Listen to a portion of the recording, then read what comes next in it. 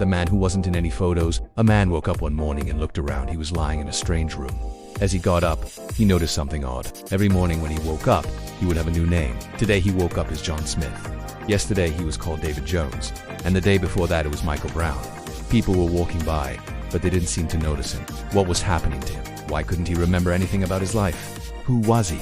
The man cried out. It was like he was invisible. He tried to walk out the door, but as soon as he stepped outside, he felt dizzy and fell to the ground. He picked up the phone and the voice on the other end said, "Are you ready to find out the truth?" The man's heart started racing. This was his only chance to find out what was happening to him. He looked back at the room one last time and saw the clocks were now showing different times. The writer had stopped time in the room when they were creating the story. But now that the story was finished, time was moving again. When he looked up, the sky was filled with bright lights. And as he looked around, he saw people staring at him. At least he had a purpose. Even if it was just to help someone write a story. He couldn't remember anything about his life. Who am I? He thought to himself, completely confused. He looked around the room, hoping to find some answers. On the table was a laptop and a note that read, "You are not who you think you are." The man freaked out.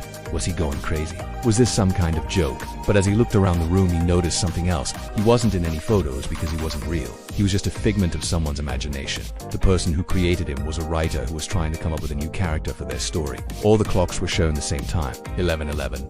And no matter how much he tried to change the time on one of the clocks, it wouldn't work. It was as if time had stopped. First, you need to visit a specific website. Then you need to find a hidden object in your house. And finally, you need to call me back. The man did everything the voice instructed him to do.